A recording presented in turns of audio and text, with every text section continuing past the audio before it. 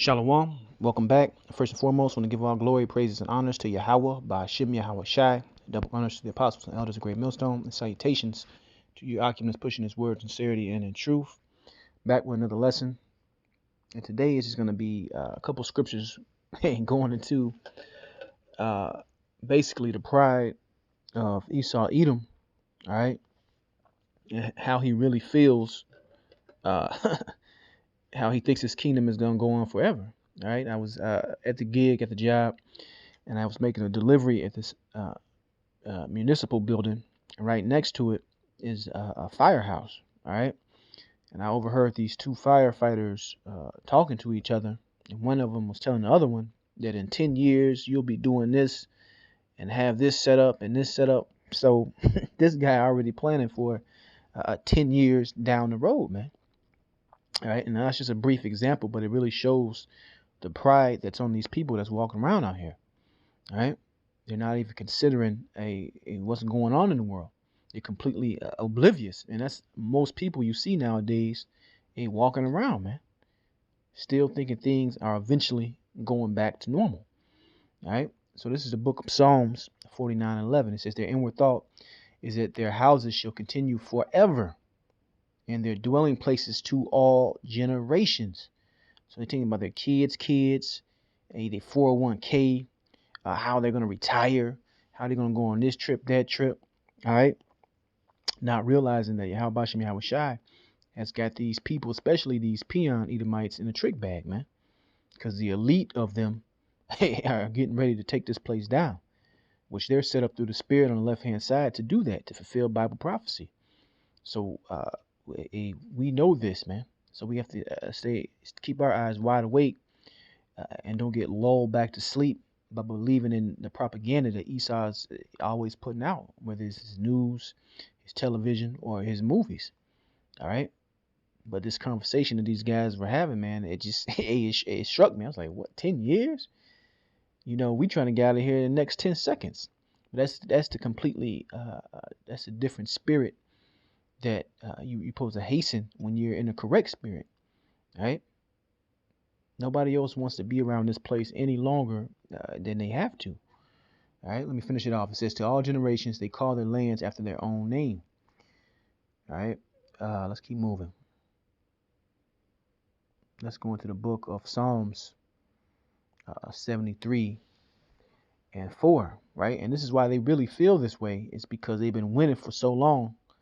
And as soon as they start to lose a little bit of grip, a little bit of power, you see the uproars, you see the so-called seditions, you see the talk of civil war, right? It's been plastered all over the news. These things is picking up and heating up because sometimes some of these Edomites see the writing on the wall, but a lot of them think this thing is just going to blow over and keep going, man. All right. They're not getting the big picture. This is Psalms 73 and 4. For there are no bands in their death, but their strength is firm. They are not in trouble as other men, neither are they plagued like other men. Right? Hey, they got smooth sailing, man. So that's why this arrogant guy can talk about 10 years down the road what he's telling this guy what he's gonna be doing at the firehouse, man. Not knowing that the will of the Lord, right, is to destroy this place. He's gonna be part of that fucking firehouse, right? You know, these people do not consider. And you got a lot of simple ass Jake out there in the same spirit as these two, man. Saying Jacob's trouble won't come, right? Saying that there's not going to be any missiles, which is talked about in the scriptures. That everything is just going to continue on because they really don't want this place to end, right? Let's keep going. It says, therefore pride compasses them about as a chain, right? Violence covereth them as a garment. Their eyes stand out with fatness. They have more than their heart could wish. They are corrupt and speak wickedly concerning oppression. They speak lawfully. You see? So as I go back to the other side of the coin, hey, a lot of these people talking about civil war, they're talking about now they're being oppressed, which is a chuckle, man. It's hilarious. All right? They're being oppressed. They getting the short end of the stick, which is a complete joke. It says that they set their mouth against the heavens, and their tongue walketh through the earth. Therefore his people return hither, and waters of a full cup are wrung out to them. And they say, how doeth God know? And if is there knowledge of the Most High? Behold, these are the ungodly who prosper in the world. They increase in riches. Right. So to be talking about 10 years from now, hey, he's sitting in a pretty good spot, man, to even want that, man. All right. That's how you know these people as a whole. Hey, these not the chosen people, man. They got their kingdom. They got their spot right now. Starting with Amalek, right, the chief house of Edom, all the way down to these low-level firefighters, man. They're in complete control, so their whole spirit is different from Jake's, man. All right, now let's keep going. Let's go to the book of Revelation, chapter 6 and 10, right? Because this is the spirit we're in, and a spirit that you're supposed to be in. The righteous, hopeful elect are in. Revelation 6 and 10. And they cried with a loud voice, saying, how long, O Lord, holy and true, doest thou not judge and avenge our blood on them that dwell on the earth? Right. So it's payback coming, man. And this is what's going on with the spirits up in the heavens. But the scriptures also say, give the Lord no rest to what? He established Israel a praise in the earth. So, hey, that's why you see so many constant videos, so many brothers doing live shows. You see all the street teaching. I'm specifically talking about Great Millstone GMS. All right. Hey, we pushing this thing to the limit, calling on the Messiah, asking for forgiveness. All right. That's the spirit you're supposed to be in. All right. The spirit of not 5-10 years from now, like these dudes at the firehouse. No, you're supposed to be wanting to get the hell out of here, man. You are supposed to be wanting to get the hell out of here. That's the spirit you're supposed to be in, man. A hastening in the day spirit. Okay? In all holy conversation, what are you supposed to be talking about, dealing with, immersed in, so you can understand. Let's keep moving. Let's go to the book of Revelation.